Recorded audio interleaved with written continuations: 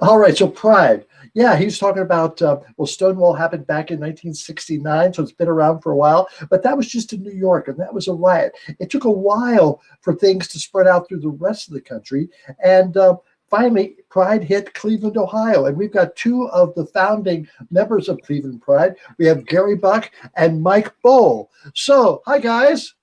Hi, Amber. Hello Hi, there. Amber. So, what year was the first Cleveland Pride?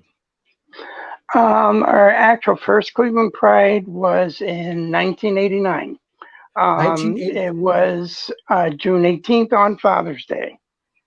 All right. So why wasn't there one earlier? I mean, that's 20 years after Stonewall. What took so long?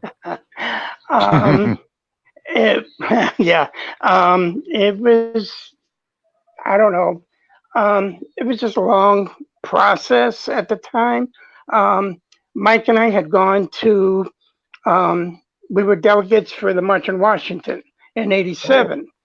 And a couple years later, we heard some actually more rumors, and talk between two of the actual founders of Martha Pontoni and Drew Carey, which isn't the television personality. It's a different Drew Carey. And they were talking about trying to organize a Pride celebration for Cleveland.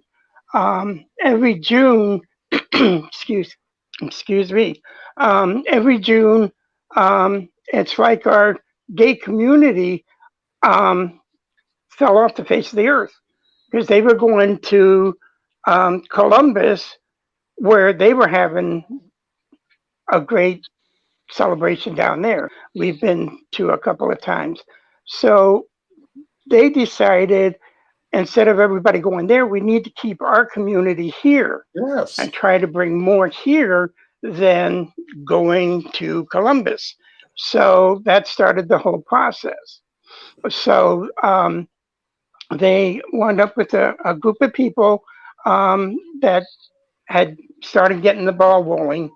And then Michael and I joined in with them. And we started our first Pride, like I said, was on Father's Day in 1989. We had a small, if you want to call it a march, from downtown across the bridge to West 29th Street from downtown Cleveland.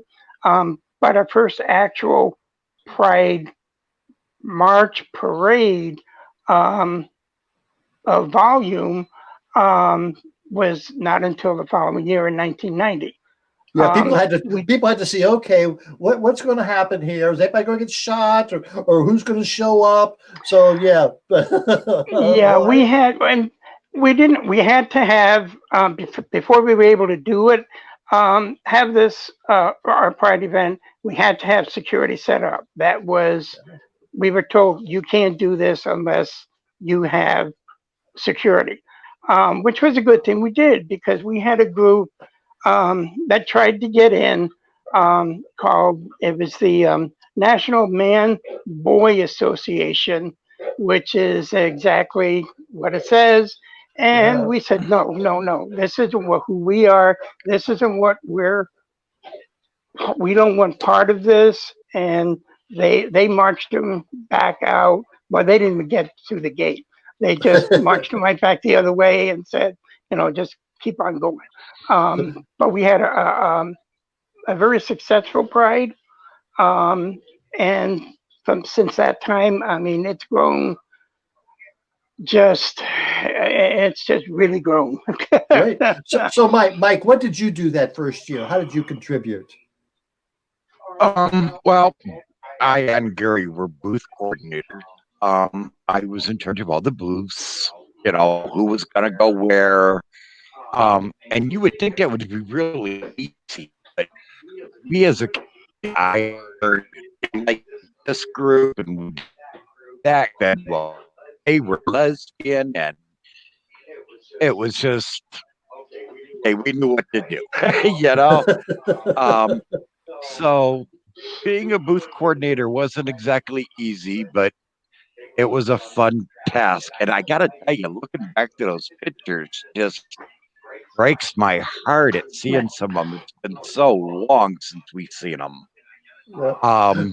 Because So I have you moved out of state participated in for quite a Pride? while. Have you participated in any of the prides since then? Not as volunteers, but Gary and I set up a chicken steak stand at the one Pride because they moved us from downtown Cleveland. Well, first we were on West 29th Street. Then he moved us to downtown Public Square. And that proved to be even more challenging. Then we were in everybody's face. But I got to tell you, the Dykes on Bikes, they were the best security system anybody could have. They were very polite and handled business. And nobody Okay. messed with them. No. Yeah. No, So no. luckily, we've always had a peaceful Pride. Columbus, not so much. We even had problems with Columbus at one time. But I think the organizations that are out that was doing the gay sensitivity, they called it.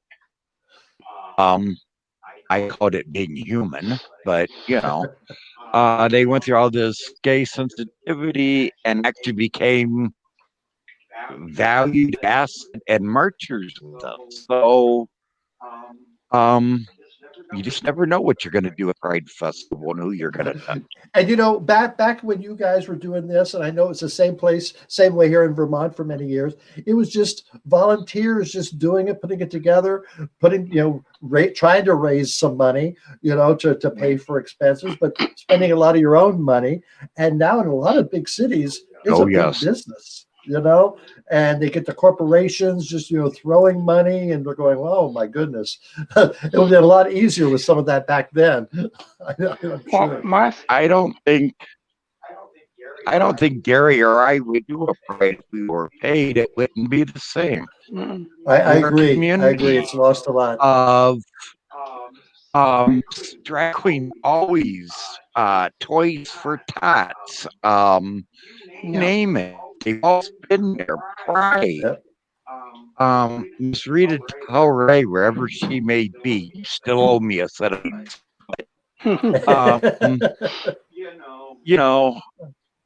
We worked together. Yeah. And got to know so much about each other as a community. These kids nowadays, they don't know what Pride is. I know what you're talking about. They don't even know what they are.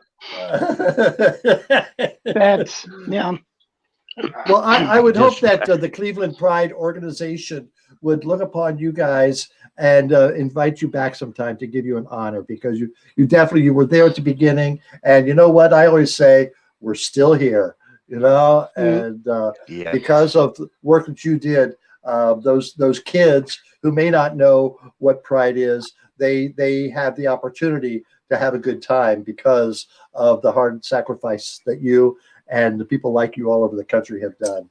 So thank you very much. I do want to say that Gary watches us on Amber Chat every Wednesday. And one time we were talking about what our favorite cocktail was. And I said, oh, I'm a vodka soda person. And Gary says, well, he does vodka and Fresca.